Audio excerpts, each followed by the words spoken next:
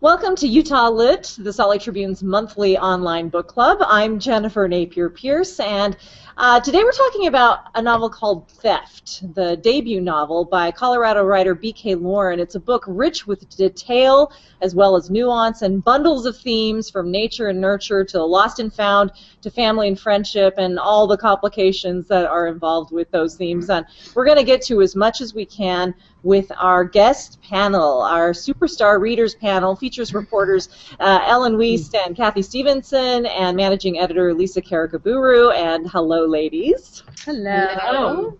And since this is a book club, we invite you to join this conversation. Did B.K. Lauren's characters resonate with you? Did the themes resonate? What elements of the plot or the narrative sort of sucked you in? If you've got questions or comments about this book, and again, it's Theft, you can send them to the hashtag Trib Talk on Twitter and Google+. You can put them in the comment section right here at sltrib.com, or you can text us, and that number is 801-609-8059. And just from the outset, I have to say I really liked this book, and we are going to get to so many details, I hope anyway. But first, Ellen, maybe introduce us to the author, B.K. Lauren. You got a chance to talk with her this week. Yes, I interviewed her on the phone, and then we interviewed on a video interview. B.K. Lauren is a Colorado writer. She grew up in Colorado. She bounced around for a while after graduating from the University of Colorado in majoring in classics. Eventually, she went to graduate school. She got an MA in fiction in New Mexico, and then she also studied at the Iowa Writers Workshop. The interesting thing about her, though, is that between all this education, she also worked in a lot of blue-collar jobs, and I think you can really tell from the novel that all of that experience she has in the world really shows up in making her characters very intelligent. Mm-hmm. I want to actually read something from the book jacket. She's worked as a naturalist, professional brainstormer, assistant chef, ranch hand, furniture maker, UPS driver, and college professor. And I think you're right. I mean, I saw traces of each of those experiences throughout the characters, and really felt like she had a sense of working hard and working at a variety of things. That really came through for me. And a real eye for class differences in this country, and a real sort of support for people whose economic choices aren't easy. One of her most influential jobs, she told me, was working at El Dorado Canyon State Park, where she trained with a master wildlife tracker. And it was from learning about wildlife tracker that some of the book's themes come from, and that experience really influenced this novel.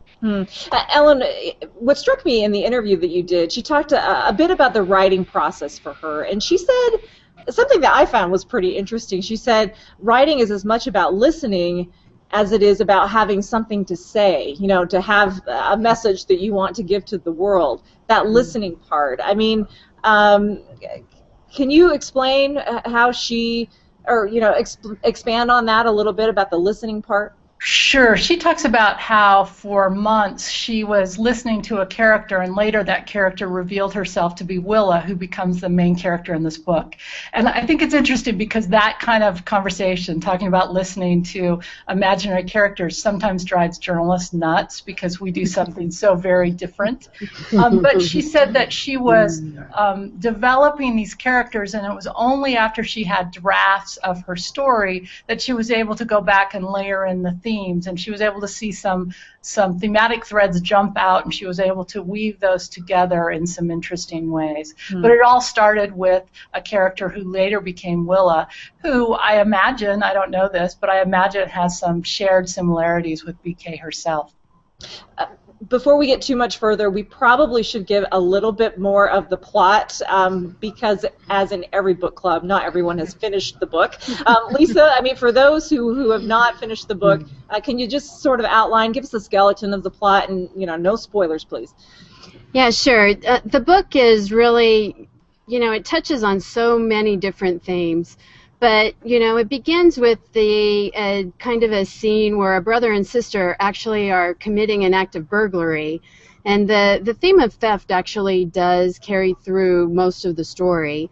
But, this is a family that there is kind of a tragedy going on in their family. The mother is suffering from Parkinson's disease, and that in part contributes to the theft that the brother and sister are engaged in.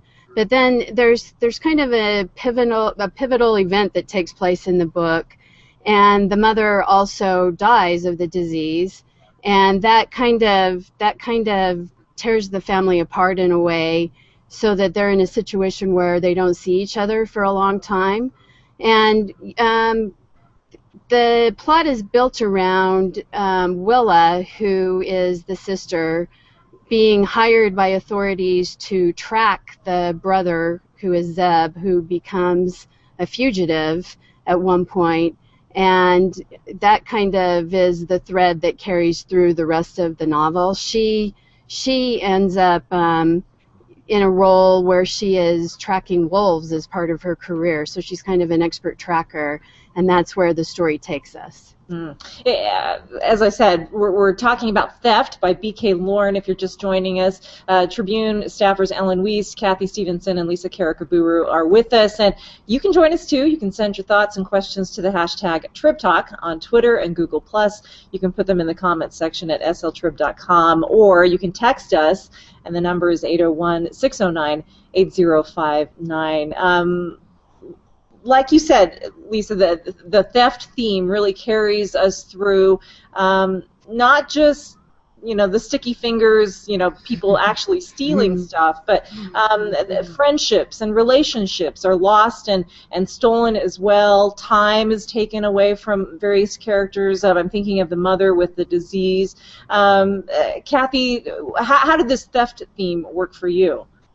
Oh, I really enjoyed it. When I got to the end of it, I kept thinking, oh, she weaved that theme so often into things, and really it makes you kind of reflect on your own life, how one, event in your life, like your mother's sickness, can really set you on a path that maybe you wouldn't have otherwise. And I really feel like that's kind of what happened to Zeb and Willa. When they were dealing with it, they learned certain skills to kind of deal with their mother's illness, and then it carried through their whole life. What happened to them, their relationships, not just with them, the two of them, but also with other people. So I felt like the theft theme wasn't just, like you said, sticky fingers, that happens in the beginning of the book. It really kind of carries through the whole book, and lots of sadness. I cried a few times in this book. So I really liked the way she weaved that theme through the whole book.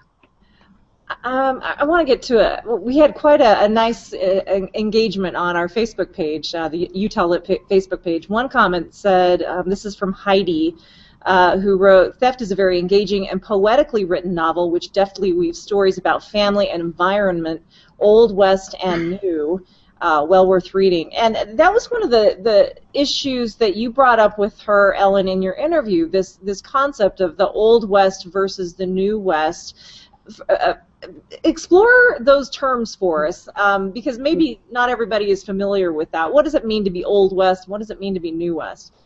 Well, I want to talk about it in terms of the way B.K. Lauren talks about it with her character. She said that it was only after she saw these themes come out in the draft of the novel that she saw that Willa represented a new West, a West that talks about diversity, about reintroducing wolves into the environment. And Zeb, her brother, represents the Old West, the kind of iconoclastic individualist who thinks he thinks like an animal and understands the West of the past. And so their years of estrangement has caused these very different people and to have very different approaches to the landscape that they both love. Mm-hmm.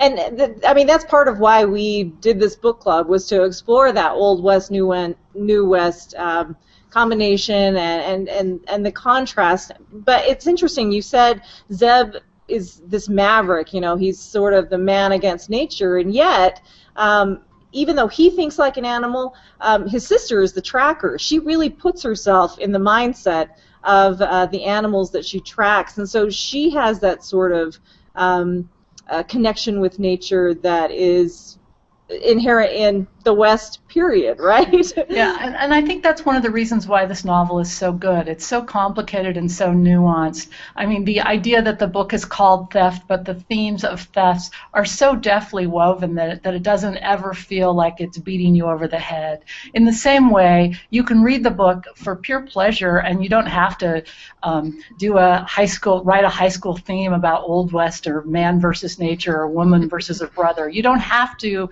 read the book that way. In fact, I read the book for the mystery elements, and I was reading so fast, and the language was so beautiful it caught me up and made me stop and slow down. And that's a pleasure that I don't always get when I read literary work. Often when I read literary work, I'm impressed at the language but am not as interested in the plot. Or in other kinds of work, I read for the plot and the language doesn't sell me. And so I think the fact that it works on both of those levels is just such a pleasure for a reader. And you don't even have to care about Western themes, or you don't even have to care about the idea of reintroducing wolves to the West. And yet there's still something in this book that I think is just really compelling. Well, I think that something is something that we can all identify with, which is family, and in particular, dysfunctional families. I mean, these characters, they are complicated, multifaceted. Their interactions are, some of them rang so true to me. And Lisa, I mean, can you describe how you felt about either the mother-daughter relationship or the brother-sister relationship, the relationship that they had as kids and then as adults? I mean, what struck you in that regard? Yeah, just verifying what Ellen said too. There is so much going on in this book on so many levels. Beautiful language, but the character development to me is just spectacular.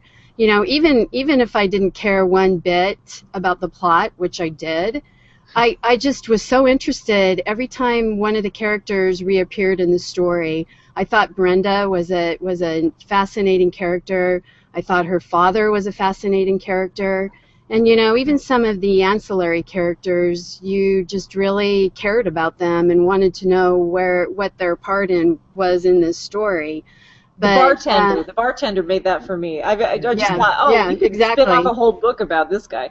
Exactly. But, as far as the family relationships go, I think this book was just so spot on in identifying how complex family relationships can be, and even when there's a situation where family members don't talk to each other, it is still so apparent in this book how much they love and care about each other, and that I think this book, more than any you could ever read, really gets at how all families are dysfunctional in some way, and that there's a way through that, and that there is something that is more important than that dysfunction.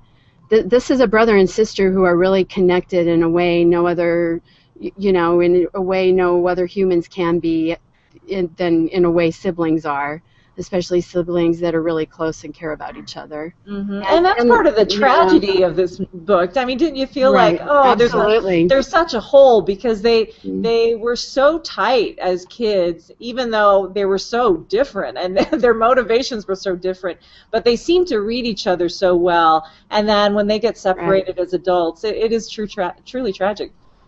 Can I say something here about Sure. B.K. Lawrence said that, we can talk about fragmented families as much as we want. We can Jerry Springer it all day long. But there's beauty underneath that. And she said really examining that beauty underneath the dysfunction and that closeness that you develop in childhood. I was just talking to a friend about how we still think of our siblings as what they were like when they were children, even though we're all adults now. And to draw upon that, I think she's done that in a beautifully rich way.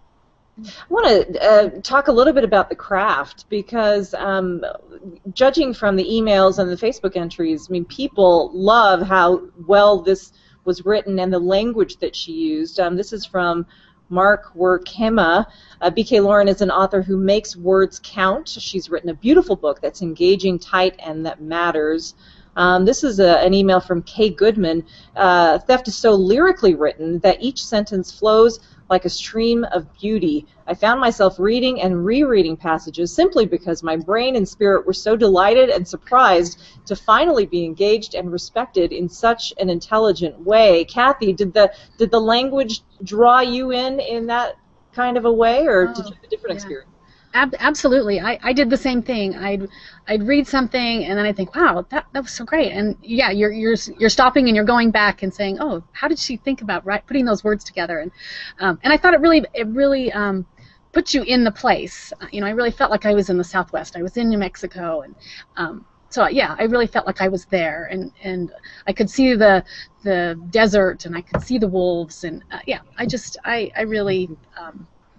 I sped through it. Sometimes I'm a slow reader, and I keep working at a book, and I keep thinking, why do I not want to keep going to this book? But I finished this quickly, so that tells me something was compelling enough to keep going. Mm-hmm. And I want to piggyback on that to say it wasn't overwritten either. Often, in particular, writers who aim to be lyrical or have a lyrical bent can be really precious in their writing, and this writing is not precious at all. It's very... what her characters describe are necessary versus just being pretty language. Can I just add on that? The writing, I think it's something that we really value as journalists, but she just does it terrifically. Simple sentences that have impact, strong verbs, beautiful, beautiful language throughout this book. I just envy her writing, sincerely. Yeah, and her insights are the insights of her characters are remarkable and feel very in tune with who the characters are. It doesn't feel like the authorial presence coming in to say, this is what I think about the landscape. It feels very much through the characters. I actually want to just read just a snippet, just to give our viewers a sense. This is the main character, Willa, who is this animal tracker. And I've never been an animal tracker, but this made me feel like I kind of knew what she was talking about. I know. She wrote, I felt half animal now, like I'd drawn the short straw when I was handed my opposable thumb and my too heavy brain. I tried to shut off my mind and to let my sense of smell and hearing take over. I closed my eyes and listened. Owls calling, hares moving through the brush. I knew that animals in the wild sounded bigger than they actually were, that people unused to the wilderness will sometimes report the loud sound of a huge animal when it turned out just to be a bird flitting from branch to branch. Still, every sound grabbed my attention. The relative quiet of the night amplified everything. I mean, for me, that just put me right there. I was like, wow, I know what it feels like to be a tracker, to have my senses heightened. And that's just one of many instances, at least for me, that happened in the book. Structurally, how did it work for you? The narrative seems to jump from present to past pretty fluidly, and it gives sort of an equally formed, detailed analysis of people traveling through time. Did the structure work for you guys, Lisa? In this case, like I said earlier, I was very interested in these characters and what their role was in the story. And I think the technique of going from character to character really helped deal with that issue of jumping from past to present a little bit, because you could track where the particular character was in the story. So this is not a book that you have to go backwards and try to figure out where this person is. It was complicated in the sense that it did time travel a little bit, and it did go from character to character, but it was extremely easy to follow that, which actually is quite a feat for a writer to accomplish as well. Mm-hmm. Yeah, as a reader, I never felt lost. Kathy? No, in fact, I liked it because sometimes she'd do the same scene, but from the different character's perspective, and so you got to see both sides, like what he was thinking, what Zeb might be thinking in a certain situation, and then what Willa saw. So I liked that too. It felt like it kind of completed the scene, and you kind of knew how everything was going. So I thought that was a clever way to do that. A couple other comments, and I'll let you follow up. Mary Fiffield writes, theft is such a compelling and timely story, and it delves into the meaning of conservation in a way that few novels do. And Harry Green said, I read Theft as a conservation biologist who studies predators and loves the West. This is a beautifully written, persistently thought-provoking, and stunningly truthful novel. The conservation theme, it's not overbearing, I didn't feel like, Ellen. No. No, I feel like it very much comes out through Willa's point of view and through the choices that she's made in her life. So I didn't feel ever as a reader that I was being lectured to, which I think, again, is the sign of a mature writer. Mm-hmm, mm-hmm. Let's go to flaws. What didn't work for you? Was there anything in this novel that you didn't feel was believable, or that you think maybe she could have explored a little bit more or differently? Ellen? Well, one thing that I found a little unbelievable is how quickly Willa finds her brother. There might be a spoiler in that, but I'm not going to say anything more. And I just think the amount of time was too short for the amount of time that had led up to it. So I think there's some things in the plot that seemed a little bit too convenient. But I was so sold by the book that it was only in thinking back through it that I felt like some of the flaws made themselves apparent. Lisa, what did not work for you? Yeah, I found myself wondering a little bit more about the father and the estrangement from the father. You know, many of the other ancillary characters were a little more fully developed than he was. And we know, for example, that Willa sat in the truck watching her father from the window whenever she was around the family home. But we really don't know, you know, he really only has one scene in the book, and that's the scene where he's hunting with Zeb.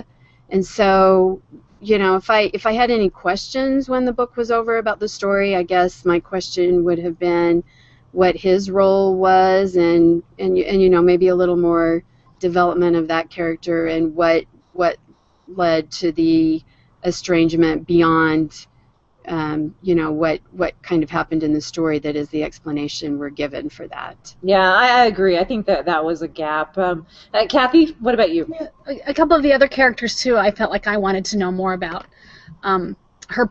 Willa's present-day life in New Mexico with Richard, who helped her kind of become a tracker. I wanted to know more about him and a little bit of his history that kind of comes out at the very end. Oh, you mean Raymond? Yes, Raymond. I said Richard, sorry, Raymond. And then there's a couple that have become friends, like neighbors of hers, and I didn't know if they were like parental figures, you know, I don't know. I wanted more of her present day a little bit. I just felt like that was kind of rushed through. Mm-hmm. And as you can see, I mean, it's not a lengthy book. I suppose she could have explored those if she had wanted to, but I'm not going to question that artistic detail. In your interview with B.K. Lauren, Ellen, she said that she wants readers to have more questions than answers after reading her books. And I'm curious about what questions did the book spur for you? Were there some sort of cosmic questions that you've been thinking about after reading? Because for me, you know, can someone ever really leave their past? That's something that I've been thinking about after finishing and reflecting on. You know, do all scars heal? Can you patch things up after years and years and years of estrangement? Ellen, does anything strike you? Yeah, several things. One is the idea of home, because Willa and her brother are both still very attached to the family home that was their mother's home and their grandparents' home, and they live in a house where they watch the family farmstead house fall apart. And so that idea of theft again steals it from them.